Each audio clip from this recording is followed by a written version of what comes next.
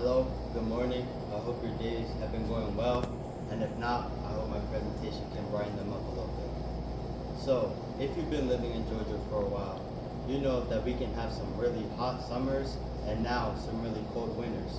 And the first place we would go inside of our homes to make ourselves comfortable would be our thermostat to either warm up or cool down our home. Although, have you ever considered the process that goes into warming up or cooling down your home? Well, today, on this trainer I personally built, I'll be demonstrating that process. So, on this trainer I built, we have two sides. We have the AC cooling side, and we have the heat furnace side. Today, I will start by demonstrating the AC cooling side. So, on a hot summer day, we'll go to our thermostat and call for cooling. With cooling, we have to set the temperature on the thermostat below room temperature for it to begin. So, a few components we have here is the outdoor disconnect. The outdoor disconnect is here to let us manually shut off the power to the unit. So if we have to service the unit, we can do it safely and properly. Next is the contactor. The contactor gets a 24-volt reading from the thermostat, letting it turn on and off the rest of the unit. From there, we have the capacitor.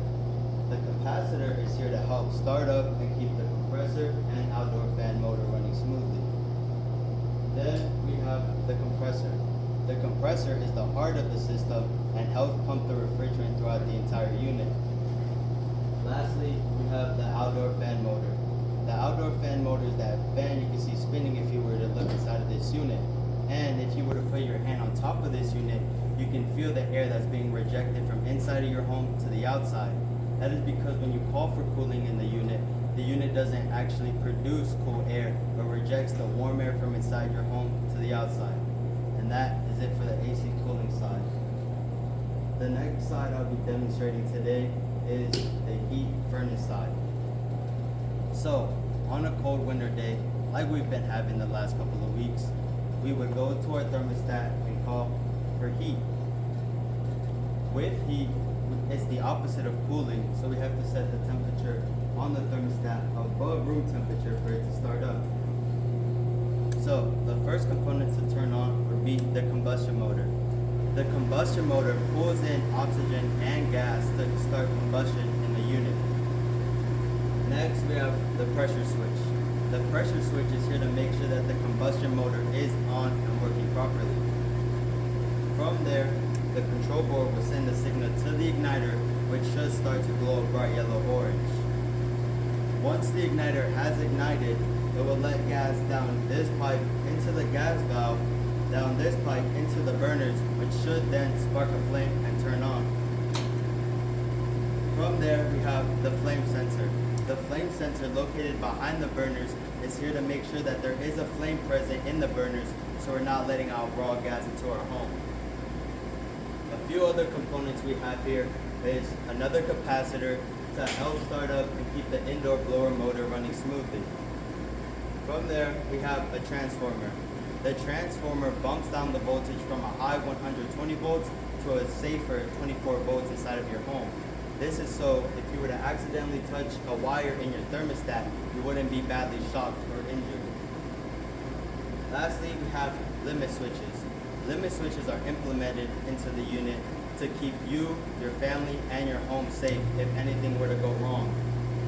For example, if too much gas is coming into the gas valve and into the burners and the flame is too high, the limit switches would sense this and shut off the entire unit before anything were to go up in flames. I'll be demonstrating this today by pulling this wire.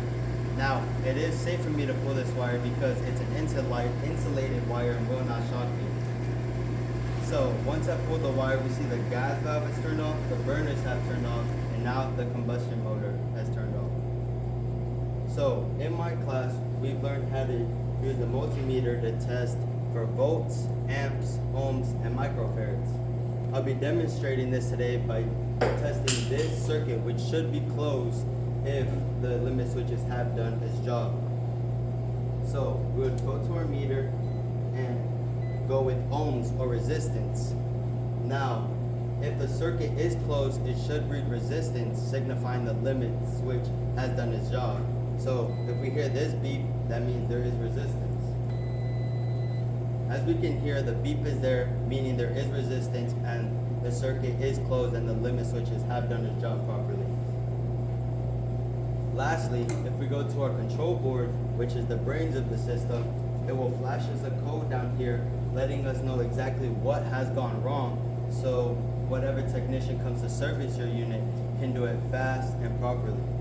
Now that concludes my presentation. Thank you for your time, and I hope you have a great rest of your day.